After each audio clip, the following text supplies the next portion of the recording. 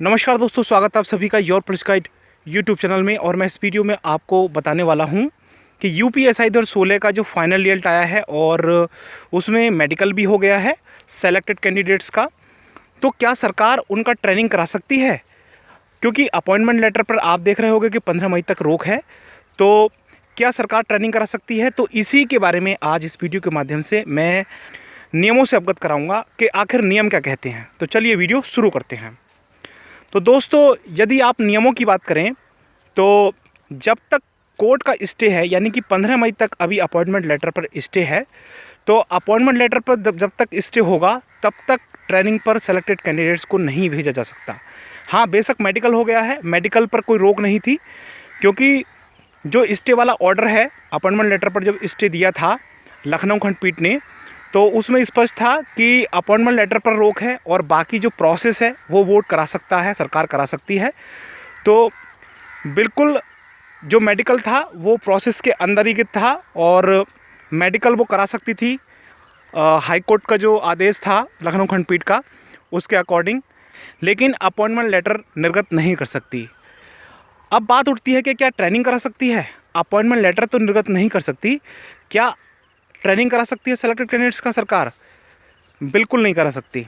अगर हम नियमों की बात करें तो जो सर्विस नियमावली है, उप निरीक्षक और निरीक्षक सेवा नियमावली 2015 प्रथम संशोधन, तो उसके अनुसार जो अपॉइंटमेंट लेटर है वो मेडिकल और पुलिस वेरिफिकेशन, जो वेरिफिकेशन है उसके बाद अपॉइंटमेंट लेटर निर्गत करने की प्रक्रिया है और नियम है। लेकिन जो ट्रेनिंग है वो अपॉइंटमेंट लेटर से अगला पड़ाव है। कहने का मतलब ये है कि मेडिकल और पुलिस वेरिफिकेशन और ट्रेनिंग के जो बीच है वो अपॉइंटमेंट लेटर है, यानी कि अपॉइंटमेंट लेटर पर अगर रोक है, अपॉइंटमेंट लेटर जब तक निर्गत नहीं किया जाता, तो सरकार पुलिस ट्रेनिंग पर जो सेलेक्टेड कैंडिडेट्स हैं उन्हें नहीं भेज सकती। ऐसा नियम कहते हैं, ऐसा सर्विस नियमावली कहती है। तो इस बात में कोई संदेह नहीं होना चाहिए। बहुत से जो रॉ कैंडिडेट्स हैं वो इस बात में जो है संदेह कर रहे हैं कि जो ये इन्हें ट्रेनिंग पर सरकार भेज देगी, और कुछ सेलेक्टेड कैंडिडेट्स ऐसे भी हैं जो ये कह रहे हैं कि जो हम ट्रेनिंग पर चले जाएंगे। तो अगर नियमों की बात करें तो बिल्कुल भी ट्रेनिंग पर नहीं भेजा जा सकता है। और यदि हाँ, लखनऊ खंडपीठ की जो रोक है 15 मई तक, यदि ये रोक हट जाती है, अपॉइंटमेंट लेटर पर अगर रोक हट जाती है, तो सरकार निश्चित रूप से उन्हें ट्रेनिंग पर भेजने के लिए पूर्ण रूप से स्वतंत्र होगी और ये केस चलता रहेगा। हाँ, ये जो केस है उस केस पर डिपेंड करेगा जो हाई कोर्ट इलाहाबाद में और लखनऊ खंडपीठ में जो रिटें डली हुई हैं उसके अध्ययन ही होगा सब कुछ। और एक बात और कि यदि जो इलाहाबाद हाई कोर्ट और जो लखनऊ खंडपीठ है उसका जो आदेश है, यदि जो है सेलेक्टेड नॉर्मलाइज कैंडिडेट के विरुद्ध जाता है और जो उनकी जो सिलेक्शन लिस्ट है 28 फरवरी वाली, उसे जो कैंसिल करा जाता है कोर्ट द्वारा, तो यदि इन्होंने ट्रेनिंग भी कर ली हो, मेडिकल तो बहुत छोटी चीज़ हो गई और वेरिफिकेशन बहुत छोटी चीज़ हो गई, अगर इन्होंने ट्रेनिंग भी कर ली हो, ट्रेनिंग के बाद कसम परेड भी कर ली हो, तब भी उसके बावजूद भी वो बिल्कुल प्रभावित होंगे इससे, इसमें कोई संदेह नहीं है।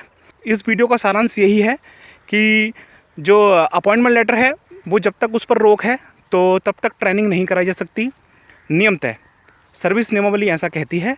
और उसके बाद जहाँ सिक्योरिटी की बात है, तो अगर ट्रेनिंग भी कर लो, कसम परेड भी कर लो, और सर्विस के 3 साल तक, ट्रेनिंग के बाद भी सर्विस के 3 साल तक, जब तक प्रोविज़न टाइम होता है, टेम्परेरी एम्प्लॉय होते हैं, तब तक सुरक्षा की भावना जो है राज्य सरकार के जो कर्मचारी हैं पुलिस डिपार्टमेंट के, उनमें नहीं आती है और वो अस्थायी कर्मचारी या प्रोविज़न टाइम कहलाते हैं। तो ऐसी स्थिति में यदि कोई ऊंच नीच होती है तो निस्संदेह उनके विपरीत जाती है, उनकी नौकरी पर भी खतरा होता है। यदि दोस्तों आपको इस वीडियो के माध्यम से जानकारी अच्छी लगी हो तो कृपया मेरे चैनल को सब्सक्राइब करें और मेरे वीडियो को लाइक करें तथा अपने दोस्तों के साथ इसे शेयर करना बिल्कुल न भूलें। जय हिंद, जय भारत।